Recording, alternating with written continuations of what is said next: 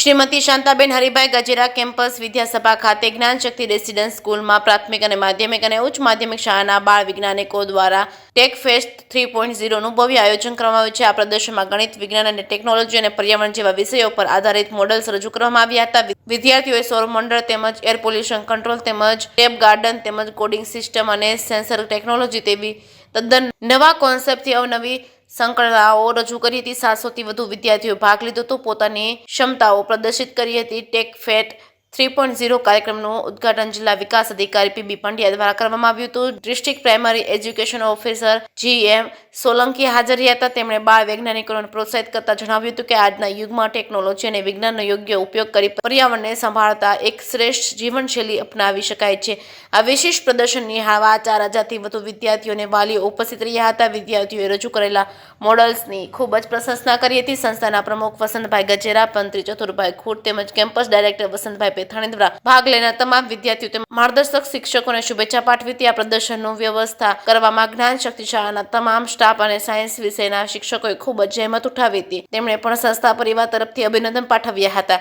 આ ફેસ્ટિવલ દ્વારા બાળ વૈજ્ઞાનિકોને એક મજબૂત પ્લેટફોર્મ મળ્યું છે, જેનાથી ભવિષ્યમાં તેઓ નવીન શોધ અને સંશોધનમાં આગળ વધી શકે। જે કેસ ગુજરાતી સાથે જૈનિક સુચિત્રા અમરેલી।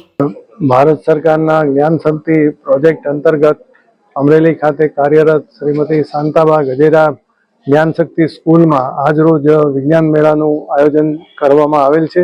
તેમાં 150થી વધારે વિદ્યાર્થીઓએ પાર્ટિસિપેટ કરેલું છે।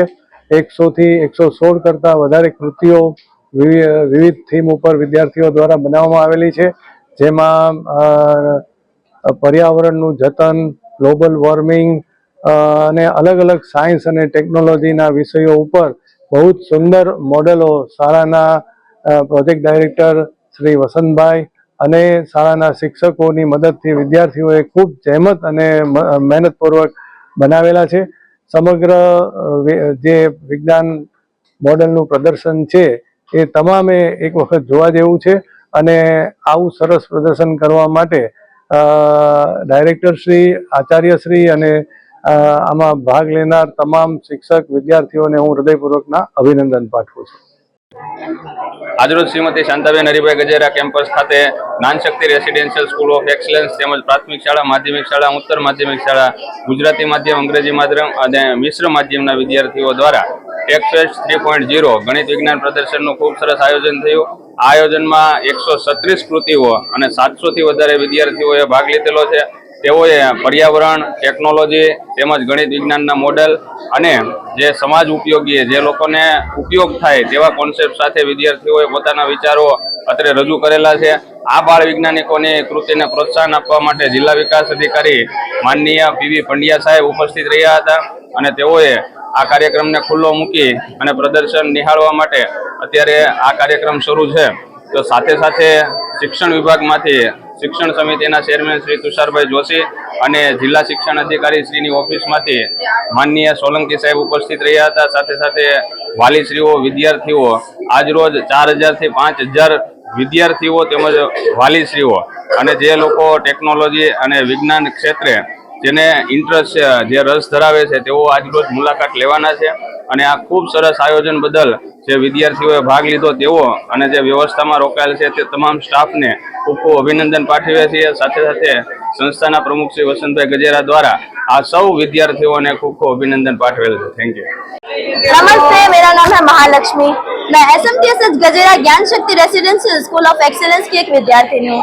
तो आज टेक फेस्ट आयोजन 3.0 के आयोजन के दौरान हमारे यहाँ लगभग 700 विद्यार्थियों ने भाग लिया है, जिसमें लगभग 140 कृति है और इन 140 में हर एक कृति का अपना एक अलग काम है। जैसे कि अगर हम देखें अपने ह्यूमन ऑर्गन के कृति के बारे में, तो कितने ऐसे लोग हैं जो छोटे से बड़े हो जाते हैं पर उन्हें ये नहीं पता होता कि उनके बॉडी में डाइजेस्टिव सिस्टम कैसे होता है, नर्वस सिस्टम कैसे होता है, सर्कुलेटरी सिस्टम कैसे होता है।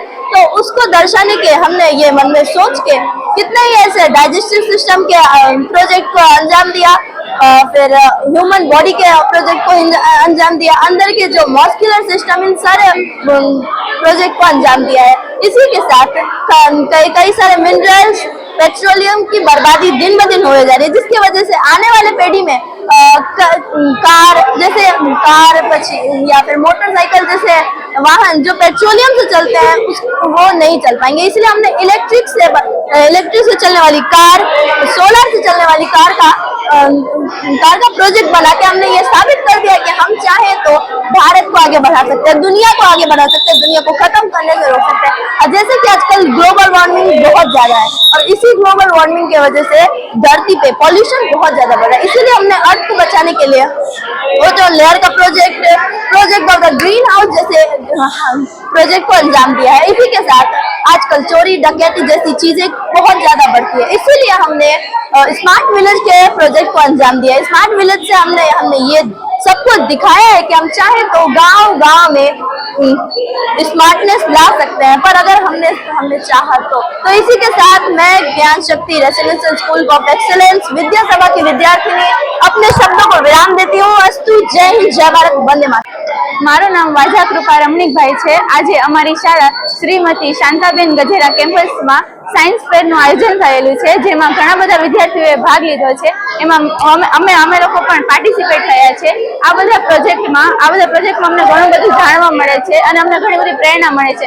બધા બાળકોએ પોતાના કલા કૌશલ્યથી અલગ અલગ વસ્તુઓ બનાવી છે, જેમાં અમને ઘણા બધા પ્રેરણાસ્ત્રોત વસ્તુઓ જાણવા મળે છે, અમને ઘણું બધું નોલેજ મળે છે। બધા બાયોમોલેક્યુલ્સ, આયુર્વેદિક દવા, એલોપેથિક્સ, બધી ઇલેક્ટ્રોનિક વસ્તુ જેવી ઘણી બધી નવા પ્રોજેક્ટો બનાવ્યા છે, જેના વિશે અમને બહુ જ પ્રેરણા મળે છે। અમે ઈચ્છીએ છીએ કે આવા બધા પ્રોજેક્ટો અને આવા બધા કાર્યક્રમો અમારી શાળામાં થતા રહે। હું મારી વાણીને વિરામ આપું છું। જય હિન્દ, જય ભારત।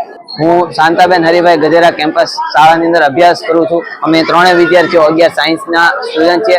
મારું નામ ભાદાણી નિખિલ, આ છે ધંધુકિયા ફેનિલ અને આ છે મારા મિત્ર કંબોડી। અમે ત્રણ મિત્રોએ તેને આલ્કોહોલ ડિટેક્ટર બનાવેલું છે। સાહેબ, આપણે જાણીએ છીએ કે ભારત દેશની અંદર મોટા ભાગના લોકો આલ્કોહોલનું સેવન કરીને વાહનો હંકારતા હોય છે, આલ્કોહોલનું સેવન કરીને કાયદા કાનૂનોને ભંગ કરતા હોય છે, લોકોને નુકસાન પહોંચાડતા હોય છે, સરકારી કે જે પ્રાઇવેટ વસ્તુ હોય એને નુકસાન પહોંચાડતા હોય છે। તો એવા લોકોને પકડવા આ જે પ્રોજેક્ટ છે આને આપણે ટોલગેટ ઉપર અથવા અમુક એવા સીબીઆઈ અને પોલીસ ઇન્વેસ્ટિગેશનની અંદર આપણે આ ડિટેક્ટરનો યુઝ કરી શકીએ। આ પ્રોજેક્ટની અંદર બે સેન્સર છે, MQ135, બીજું છે MQ7। MQ135 આપણે યુઝ કરીશું કારણ કે એ થોડુંક એક્યુરેસી વાળું માપ આપે છે। MQ7 અમે લગાડેલું છે ડેમોન્સ્ટ્રેશન માટે। પછી આ પ્રોસેસિંગ યુનિટ છે આનું આર્ડિનો UNO બોર્ડ આનું પ્રોસેસર છે, જે માહિતી આવે એને ઇનપુટ થાય અને એનું પ્રોસેસ કરી એનો આઉટપુટ આપશે LCD, બઝર અને LED દ્વારા। તો જ્યારે આલ્કોહોલની માત્રા 800 મિલીગ્રામ પર લીટર કરતા વધશે ત્યારે LCD માં આપણને શો થશે કે આ વ્યક્તિએ ડ્રંક કરેલું છે। આપણું વર્કિંગ મોડેલ છે અહીંયા, એને